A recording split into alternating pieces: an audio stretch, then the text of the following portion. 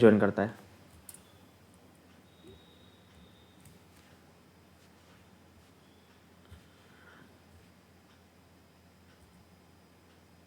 Hello everyone, welcome you all to the Sports Science Academy.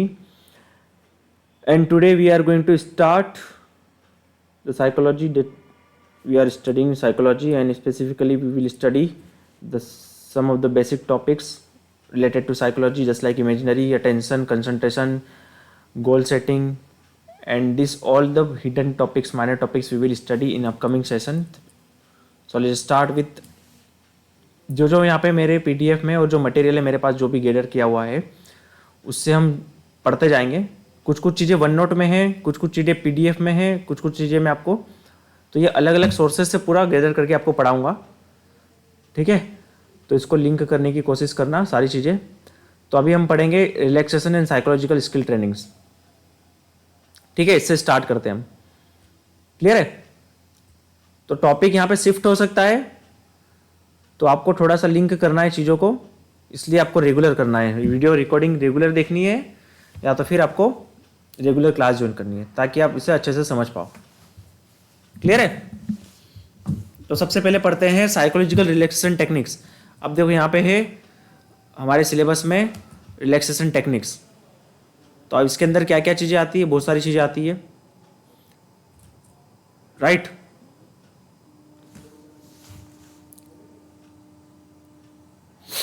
According to क्या नाम लिखा, जैकोब्सी and टेनाका, पता नहीं कैसे कैसे नाम रख देते यार ये। बायोफीडबैक मतलब क्या होता है। अब there is a various different techniques of relaxation. हमारी बॉडी को साइकोलॉजिकल रिलैक्सेशन टेक्निक्स मल्टीपल होती है। मेडिटेशन, योगा आपने सुना होगा, ठीक है। प्रोग्रेसिव रिलैक्सेशन टेक्निक सुनी होगी। Today we will study various different kind of techniques for relaxation, for psychological relaxation and mental relaxation of our body. तो ये सारी चीजें वन बाय वन करके पढ़ते हैं। सबसे पहले हम देखते हैं बायोफीडबैक, ठीक है। बायो का मतलब क्या होता है, related to human body, related to physiological system. और फीडबैक का मतलब क्या होता है, हमें जानना, एनालिसिस करना। फीडबैक मतलब क्या, हम फीडबैक फॉर्म बोलते हैं ना कि फीडबैक देके जाओ आफ्टर फूड कि खाना कैसा था, ठीक है। किसी भी एक्टिविटी को करने के बाद में जो भी फीडबैक होता है मतलब उसका एनालिसिस करके उसका response, how we feel that, how we get, हमें वो कैसा लगा पर्टिकुलर चीज, इवेंट, फूड, एनीथिंग। तो फीडबैक से आप समझ सकते हो कि बायो फीडबैक मतलब it's related to you are getting information related to your own body, related to your own system. तो ये सिंपल सा है, इसमें हमें हमारी बॉडी के बारे में पता चलता है। आपको ये बता देगा कि हाँ भाई तू स्ट्रेस में है, रिलैक्स हो जा, ये आपको आपकी कंडीशन बता देगा। तो bio feedback is a physically oriented technique specially design to teach people to control physiological और autonomic response. It usually involve electronic monitoring devices that can detect and amplify internal responses not ordinarily known to us. अब आपको जैसे पता चल गया normally कि bio feedback का मतलब क्या होता है कि हमारा साइकोलॉजिकल, फिजियोलॉजिकल, ऑटोनॉमिक रिस्पॉन्स क्या है। ऑटोनॉमिक रिस्पॉन्स मतलब क्या आप सिंपैथेटिक नर्वस सिस्टम आपका डोमिनेटिंग है, जब आप स्ट्रेस में रहते हो, साइकोलॉजिकली ज्यादा एग्रेसिव रहते हो, तो आपका पैरासिम्पैथेटिक का डोमिनेंस कम हो जाता है और सिंपैथेटिक का डोमिनेंस बढ़ जाता है। तो इससे हमारी ब्रेन की एक्टिविटी, हमारे सिस्टम की, फिजियोलॉजिकल सिस्टम की ऑटोनॉमिक रिस्पॉन्स मतलब क्या हुआ, नर्वस सिस्टम या तो सिंपैथेटिक है, क्या बोलते हो सकते हो, पैरासिम्पैथेटिक। तो ये चीजें हमें पता चलती है इलेक्ट्रॉनिक मॉनिटरिंग करके डिवाइस से। अब इससे हम क्या कर सकते हैं, कैसे करते हैं इसको। This electronic instrument provide a visual auditory feedback of physiological response such as muscle activity, skin temperature, brain waves, heart rate. Although most studies have used muscle activity as a measures by electromyography, ठीक है। तो biofeedback का मतलब क्या होता है? By using multiple devices हमें हमारी बॉडी के बारे में पता चलता है। ठीक है, अब ये क्या होता है, इससे अगर इससे हमें पता चलेगा, है ना, तो क्या होगा, सपोज मुझे पता चला कि मैं स्ट्रेस में हूं, तो मैं मेरे ब्रेन को, है ना, मैं खुद को अवेयर कर सकता हूं कि मुझे स्ट्रेस में नहीं रहना है, उसकी वजह से मैं ट्रीटमेंट ले सकता हूं। ठीक है, तो ये बायोफीडबैक है। समझ में आया? अब इसमें देखो different kind of electrodes, EMG क्या होता है, इलेक्ट्रोमायोग्राफी, हमारे मसल्स की एक्टिविटी पता चलती है कि मसल्स में टेंशन कितना है। अगर आप रेस्टिंग कंडीशन में हो तो इलेक्ट्रिक एक्टिविटी पता चल जाएगी। एक होता है इसेंफ्लोग्राफी, मतलब रिलेटेड टू ब्रेन की एक्टिविटी हमें पता चल जाती है, इससे बोलते हैं इसेन, जैसे ईएमजी होता है ना,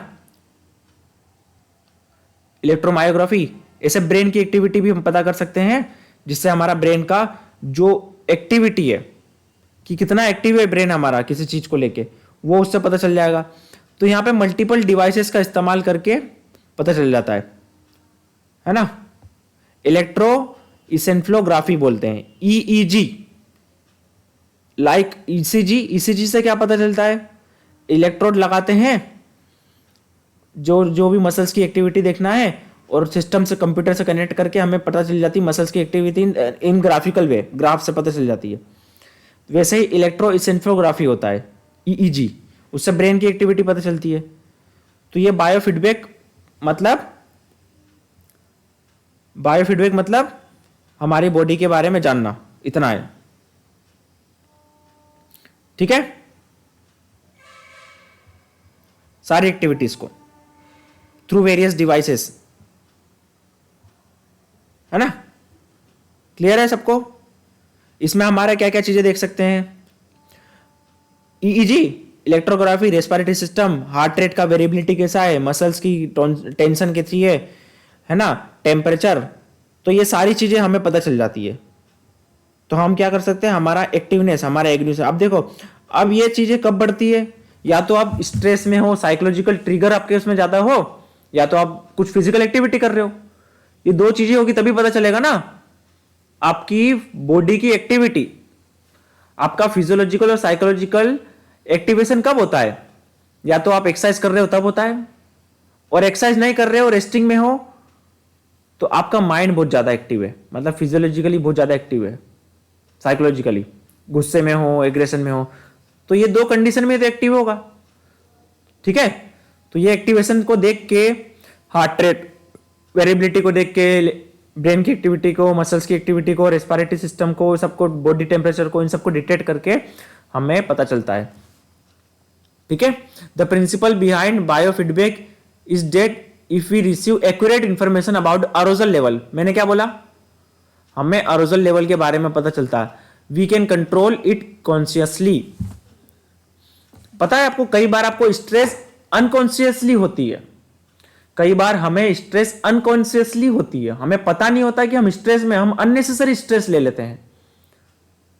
कोई अपने हमें अवेयर करा देगा कि भाई स्ट्रेस मत ले, रिलैक्स, खुद से बोलेंगे हम, मैं क्यों स्ट्रेस ले रहा हूं, आपको पता ही नहीं होगा आप स्ट्रेस क्यों ले रहे होते, कई बार ऐसा होता है। तो if you are getting aware regarding your stress level और arousal level, you can control it.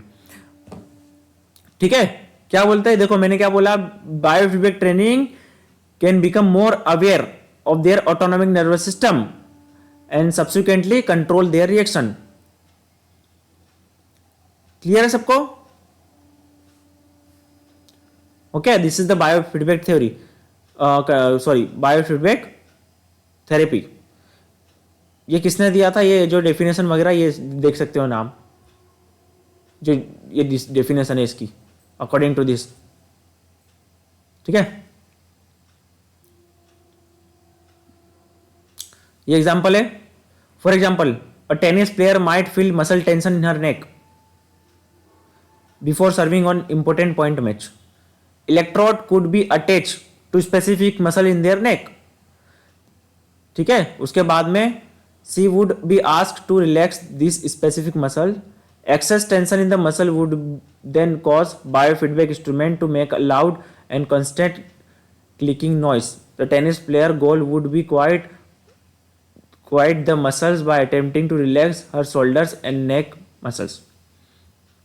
क्या एग्जाम्पल दिया इसमें कि कोई टेनिस प्लेयर है, सर्विंग करते टाइम पे उसके शोल्डर और नेक में क्या होता है, टेंशन, अननेसेसरी टेंशन डेवलप होता है. तो जब हम क्या करेंगे, एक डिवाइस कनेक्ट कर देंगे, उसका जब मसल्स का टेंशन बढ़ेगा तो वो अवेयर हो जाएगा कि हाँ यार मैं ये कर रहा हूँ तो मेरी मसल्स क्या हो रही है, स्ट्रेस में आ रही है. तो वो जब करेगा तो खुद को अवेयर करेगा और खुद को रिलैक्स करने की कोशिश करेगा, उसकी नेक की मसल्स को, शोल्डर की मसल्स को. नेक्स्ट है कोग्निटिव एंजाइटी रिडक्शन टेक्निक. इसके अंदर में क्या क्या टेक्निक्स है?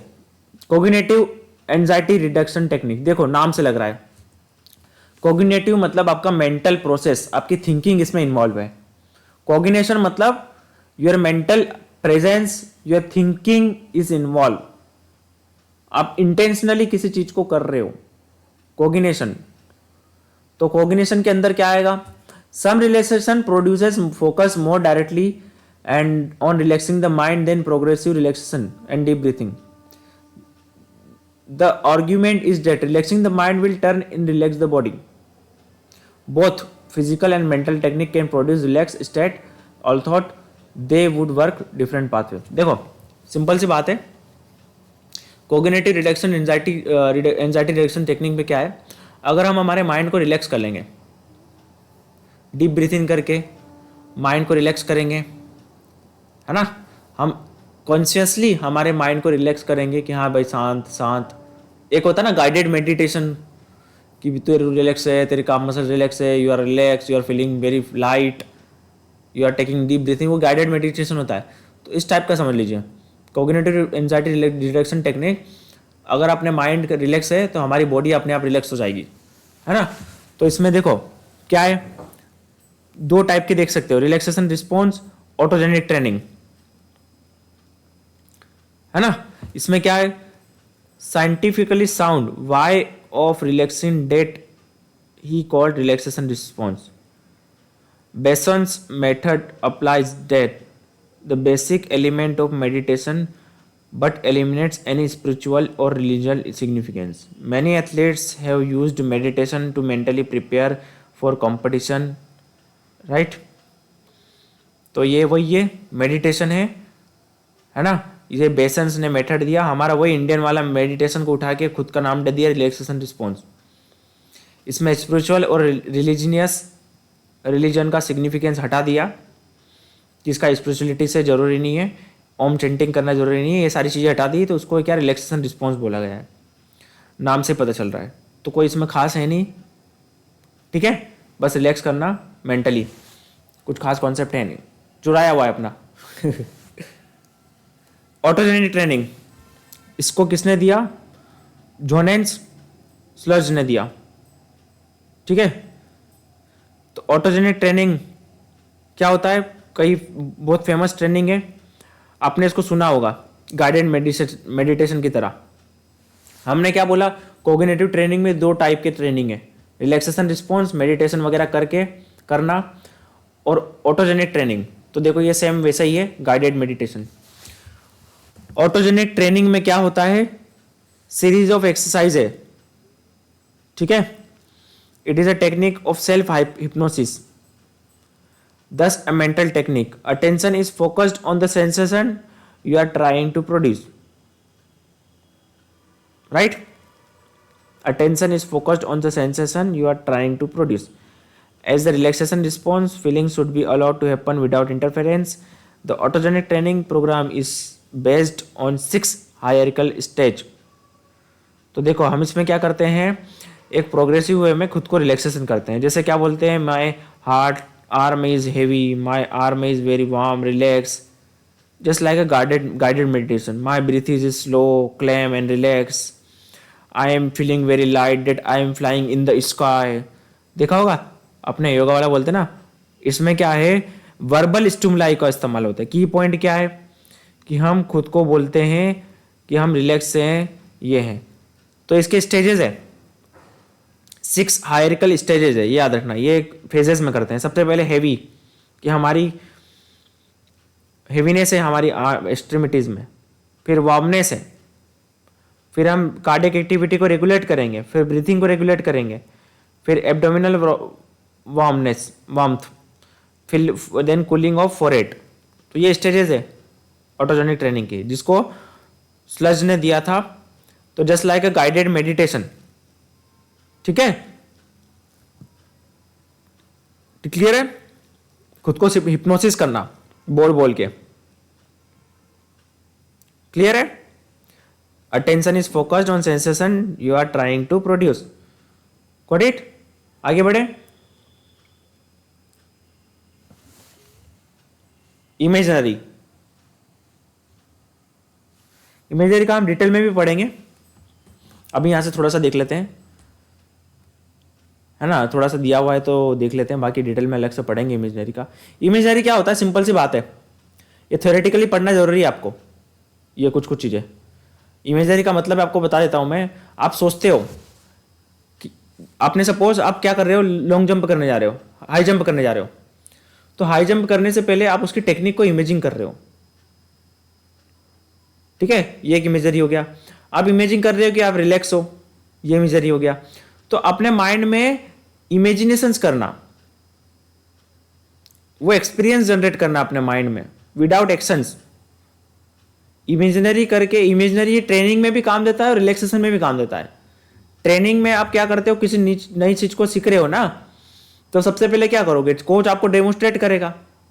तो without doing imaginary you will not able to perform that technique perfectly, or if you watching any video and you want to follow that technique, first you need to imagine that properly, that is imaginary. Visual experience, visual experience, picture of any event, ये athletes को competition में help करता है, skills को improve करने के लिए help करता है, साथ ही साथ रिलैक्सेशन में भी, मेमोरीज को बिल्डअप करने के लिए, है ना, ये स्टिमुलेशन की तरह है। It is a real sensory experience, ठीक है। तो इमेजिंग कर करके बहुत कुछ होता है, डेट इज, तो हम इमेजिंग करके, सही चीज को इमेजिंग करके हम वो फीलिंग वो प्रोड्यूस कर सकते हैं, वो सेंसेशन प्रोड्यूस कर सकते हैं। जब से हम ट्रेनिंग कर रहे हैं, हम प्रैक्टिस कर रहे हैं, मैं जेवलिंग फेंक रहा हूं, तो इससे आपका बहुत बड़ा इंप्रूवमेंट देखने को मिलेगा। नेक्स्ट है progressive muscles relaxation technique, clear है इमेजनरी। अब इसको थोड़ा सा डिटेल में पढ़ेंगे, इसके टाइप्स वगैरह अलग से, अभी रुको, इमेजनरी में और थोड़ा सा कंटेंट है और पढ़ेंगे इसको। Muscles relaxation, progressive muscles relaxation, इसको जैकबसन ने दिया था 1929 में, है ना। अब इसमें क्या करते हैं, ग्रुप ऑफ मसल्स को धीरे धीरे वॉलेंट्री रिलैक्स करते हैं, induce relaxation in the voluntary muscles as well. धीरे धीरे क्या करेंगे हम, जैसे एक प्रोग्रेसिव तरीके से, जैसे मैंने फीट से स्टार्ट किया तो सिर तक, धीरे धीरे जैसे मेरे लेग्स मसल्स रिलैक्स, टाइट करूंगा रिलैक्स कर दूंगा, ठीक है, फिर मेरे एक थाई के मसल्स को टाइट करूंगा रिलैक्स करूंगा। तो प्रोग्रेसिव वे में मसल्स को रिलैक्स करना। In modern version of PMR 4 section of body are relax in turn: arm, face, neck, shoulder, upper stomach, upper back, stomach, belly, hips and legs. Participants are taught to tense each muscles. Tense करना before relaxing it, पहले हम उसको tight करते हैं, leg की muscles को tight की अपने आप, तो आपके रिसेप्टर से इंपल्स गया, उसके बाद आपकी मसल्स को रिलैक्स करना। तो मसल्स को कंटेंस देके, वॉलेंट्री टेंस देके उसको रिलैक्स करना। It helping them to appreciate the different sensation between tense and relaxation. A training session last about 30 minutes, clear है।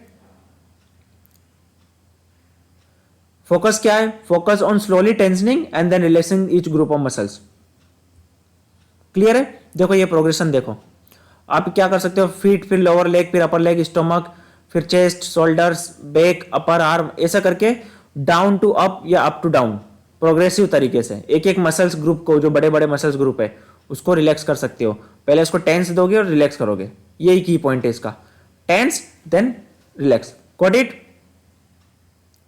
क्लियर है। इसको दिया किसने था, जैकबसन ने 1929 में। कुछ नहीं है, टेंस देना है मसल्स को, वॉलंटरी रिलैक्स करना है, बस यही है, स्ट्रेस मैनेजमेंट, ये वो सेम चीज आ गई है इसमें, ये हमने पढ़ लिया था स्ट्रेस मैनेजमेंट में। इसमें कुछ देखते हैं इंपॉर्टेंट है तो अलग से। प्रोग्रेसिव मेसेज देखो, हाँ इसमें प्रोग्रेसिव मैसेज का प्रोटोकॉल हल्का सा दिया हुआ है। इसमें 5 to 7 सेकेंड तक का मसल्स को टेंस देंगे और रिलैक्स करेंगे 30 to 40 सेकेंड्स के लिए। तो देखो जो टेंस देते हैं उसका पीरियड इतना है, टोटल ड्यूरेशन ट्रेनिंग सेशन का 30 मिनट्स तक हो सकता है ना। टेंशन हम देंगे 5 to 7 सेकेंड के लिए और रिलैक्स करेंगे 30 to 40 सेकेंड के लिए। क्लियर है? और कॉग्निटिव बिहेवियर टेक्निक और है इसमें, देखो और क्या क्या टेक्निक है।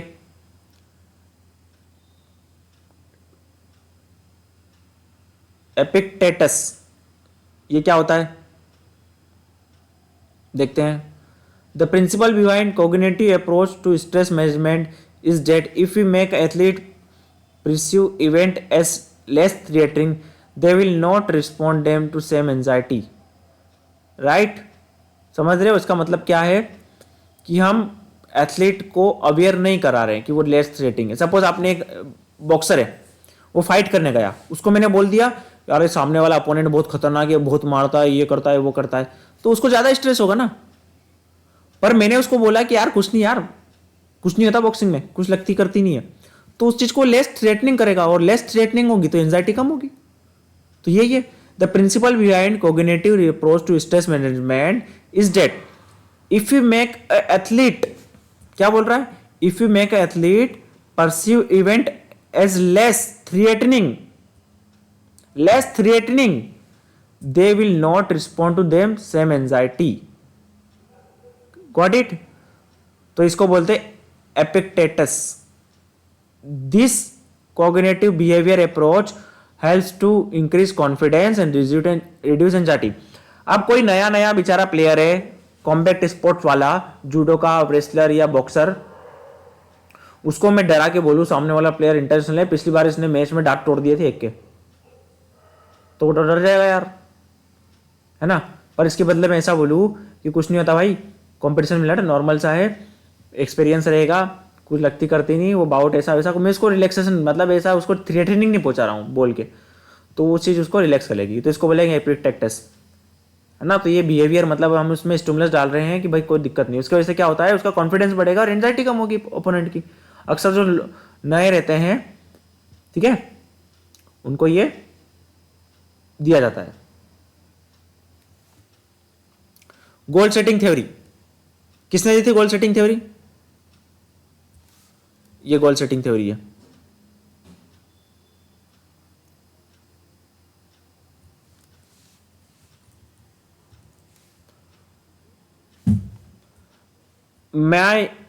By breaking down the general goal to number of smaller and more specific goals, just like a periodization, we can make what we are trying to achieve and appear immediate and more achievable. Goal setting theory is both theory of management and stress management. ये बहुत important है, ये कई सारे आपके real में stress को कम कर देगा। ये थ्योरी स्ट्रेस को कई हद तक कम कर देगी। अगर आपने अपनी ट्रेनिंग का रियलाइजेशन करते हो तो आपको पता है कि कब क्या करना है, आज के दिन में क्या करना है, तो आप भटकते नहीं रहोगे। वैसे ही आप पढ़ाई का पीरियडाइजेशन करोगे, लार्ज नंबर के गोल को स्मॉल में कन्वर्ट कर दोगे, स्मॉलर गोल में, number of smaller goals, specific goal. मुझे नेट क्वालिफाई करना है, जीआरएफ क्वालिफाई करना है, मैं ऐसा सोच के करूंगा कि मुझे जीआरएफ करना है, उससे जीआरएफ नहीं होगा। जीआरएफ तो मुझे करना है, इट्स लॉन्ग टर्म गोल, पर उसको जीव इन करके देखना है कि मुझे आज क्या करना है, मुझे इस हफ्ते में क्या पढ़ना है, साइकोलॉजी पढ़ना है, और मुझे आज क्या पढ़ना है, मुझे आज पर्सनालिटी पढ़ना है। तो मुझे आज इसी के बारे में सोचना चाहिए कि पर्सनालिटी पढ़ना है, जितना मैक्सिमम अलग अलग सोर्सेस से मैं पर्सनालिटी अच्छे से पढ़ लूँ, मुझे पर्सनालिटी पढ़ना है एकदम परफेक्ट तरीके से। तो आज के बारे में सोचो, नंबर गोल को, बड़े गोल को छोटा कर दो, उतना ही आपकी लाइफ ईजी हो जाएगी। बट सोचने से जो, ठीक है, हम सोचने से क्या होता है, वो चीज़ें पूरी नहीं होती है। तो आज क्या करना है वो सोचो, बाकी सब भूल जाओ। तो नेक्स्ट इमेजिनरी टेक्निक, ये आपको मैंने पहले ही बता दिया, ये बार बार आते ही मिलेगा, ठीक है। इसके में पढ़ेंगे भी एक्सटर्नल इमेजिनरी इंटरनल इमेजिनरी क्या होता है. Mental rehearsal. Mental practice of technique does not necessary involve imaginary. देखो आप एक मेंटल रिहर्सल है, एक इमेजिनरी टेक्निक तो हमने देखी. अब ये मेंटल रिहर्सल क्या होता है. Mental practice of technique does not necessary involve imaginary. Imaginary एक टेक्निक है, ठीक है. We can mentally rehearse a tennis serve without visualizing a tennis court and opponent in front of us. However, many athletes find that visualization of themselves carrying out the technique is practice helpful.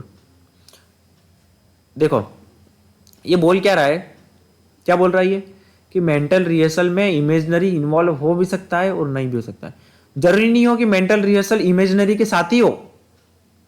Even without imaginary you can do mental rehearsal. अब वो कैसे हो सकता है. The psychoneuromuscular theory emphasizes that the importance of muscles memory. बिना imaginary के हम कैसे करें. We can imagine carrying out a sporting technique. The nervous system and the muscle react in a similar manner to that, except if we actually carrying out the technique. This means the imaginary help us to learn and practice the technique.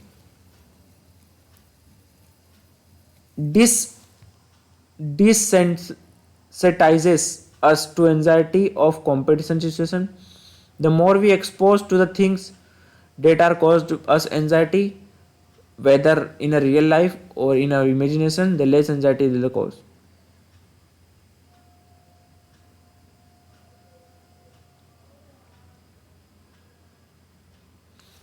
ये एक side में बोल रहा है कि mentally imaginary की में without imagination कर सकते हो, और इसमें तो इमेजिनेशन का इंपॉर्टेंस है काफ़ी. वैसे भी मसल्स मेमोरी का इंपॉर्टेंस है इसमें, right. Mental rehearsal muscles memory का इसमें बहुत बड़ा इंपॉर्टेंस है.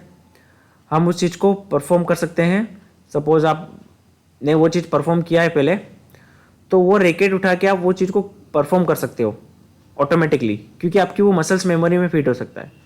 Proprioception, right. आपको वो मूवमेंट आपने लर्न कर लिया एक बार, तो वो मूवमेंट को आप फॉलो करोगे बिना इमेजिनेशन के भी कर सकते हो उस चीज़ को, बार बार वो रिपीट कर करके.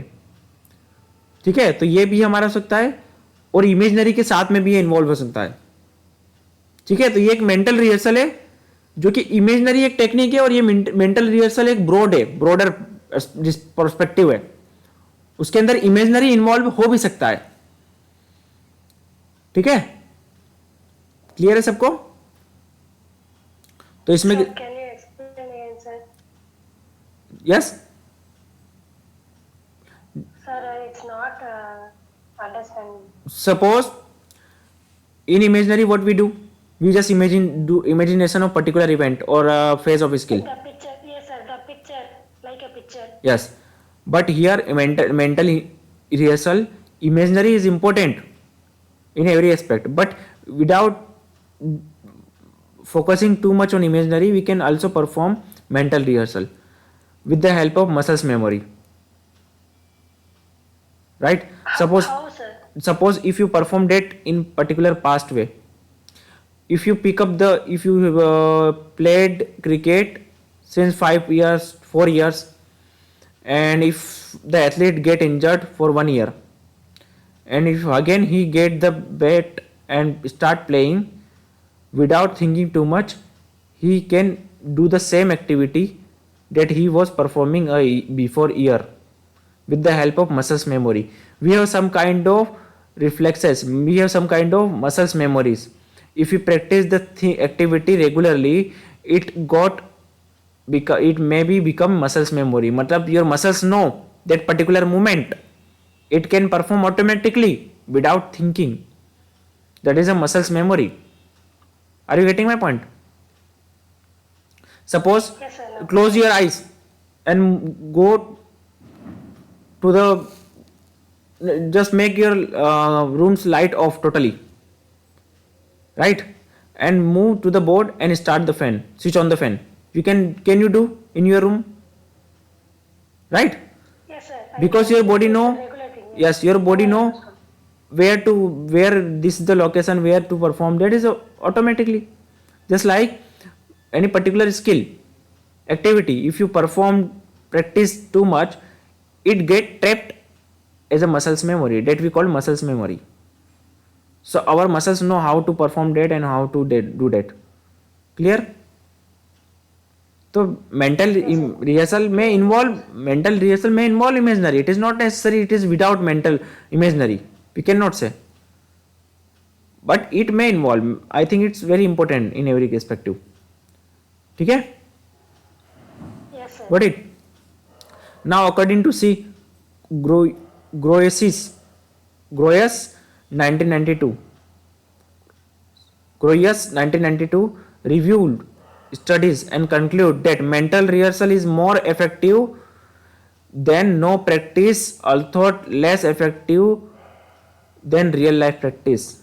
In general, it appears that imaginary is one of the most used to elite performers rather than novice, and to those skills is imaginary. See, if you get injured, you can do imaginations instead of taking rest. Suppose if you get injured and you are not able to play physically, instead of that you can just, if you are laying in the bed, just imagine the conditions, do the imagination of the play what you have done. So it will be more better to do nothing. अगर आप कुछ नहीं कर रहे हो तो इससे better है कि आप उस चीज को इमेजिन कर पाओ. ठीक है? तो उससे क्या होगा, आपका कई गुना बेटर रहेगा आपका स्टेटस परफॉर्मेंस का. क्लियर है?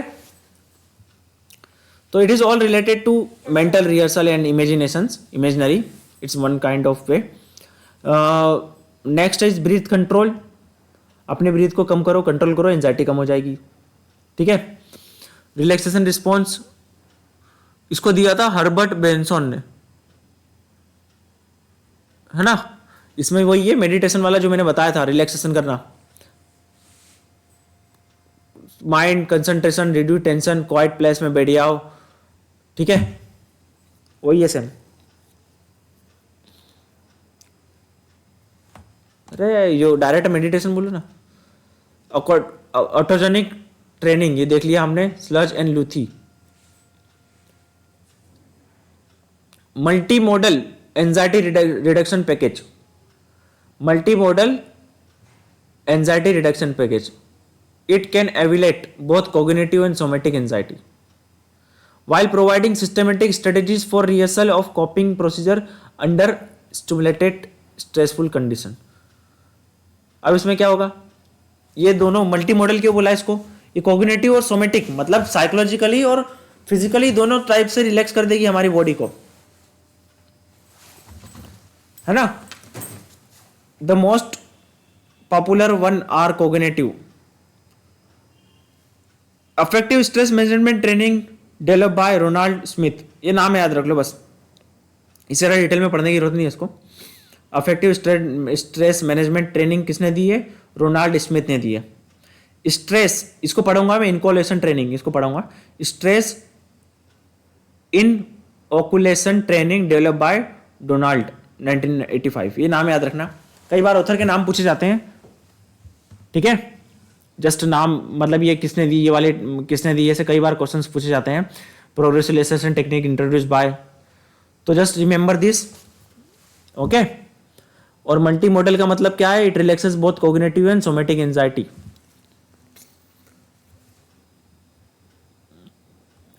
ये इसका एग्रेशन का था, उसका ले सकते हो आप, ये स्क्रीनशॉट इसका ले सकते हो. इसका स्क्रीनशॉट ले लो एक बार. एग्रेशन के बारे में आपको ये पढ़ा दिया, इसको रीडिंग कर लेना एक बार.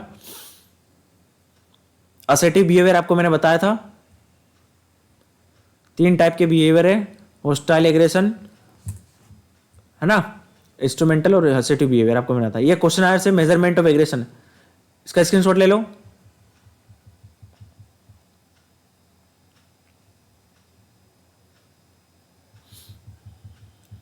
इसका भी स्क्रीनशॉट ले लो, इसको एक बार रीडिंग कर लेना. ठीक है? तो ये हो गया हमारा ये वाला वन नोट का पार्ट. अब देखते हैं और क्या है हमारे पास.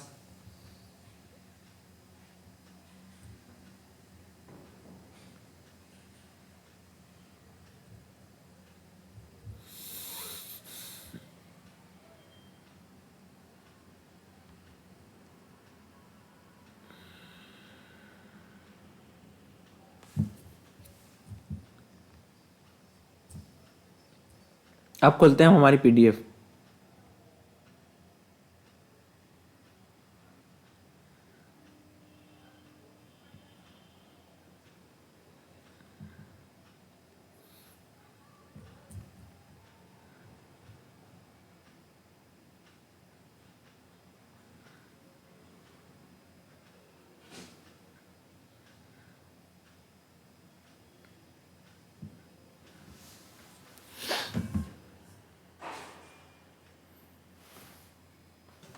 Associated with imagined high stress situation, ये सेम वैसे ही है। खुद को स्ट्रेस मैनेजमेंट ट्रेनिंग में स्मिथ ने दिया था 1980 में, याद रखना स्ट्रेस मैनेजमेंट ट्रेनिंग।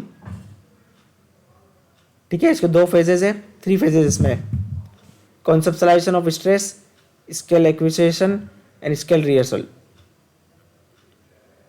इसके ऑथर से याद रख लेना तीनों के, है ना, स्क्रीनशॉट ले लो। विजुअल मोटर बिहेवियर में क्या है कि इसके अंदर relaxation body PTR progressive relaxation technique involve रहती है, प्लस इमेजनरी इन्वॉल्व रहती है, और इस गेम के स्पेसिफिक इमेजनरी को इन्वॉल्व करते हैं। कॉम्बिनेशन है इसके अंदर, ये तीनों चीज़ें रहती है और तीनों चीज़ों को प्रैक्टिस किया जाता है।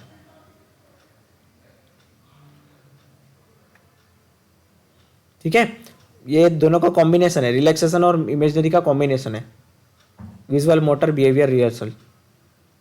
ठीक है, दोनों का कॉम्बिनेशन, रिलैक्सेशन का प्लस इमेजनरी का। तो ये हो गया हमारा imaginary and psychological skill training. ठीक है, क्लियर है सबको?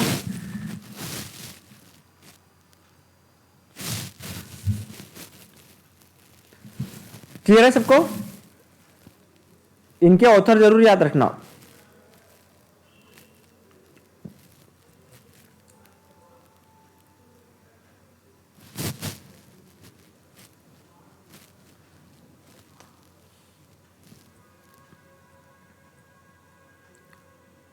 बाकी हम बाद में पढ़ेंगे कल। अटेंशन, कंसंट्रेशन, थिंकिंग, मेमोरी, है ना, सेल्फ टॉक। ये सेल्फ टॉक भी एक टाइप का रिलैक्सेशन है। ठीक है, पॉजिटिव सेल्फ टॉक, इंस्ट्रूमेंटल और नेगेटिव टाइप से सेल्फ टॉक के 3 टाइप है, पॉजिटिव, इंस्ट्रक्शनल और नेगेटिव। ये कल पढ़ लेंगे। ठीक है,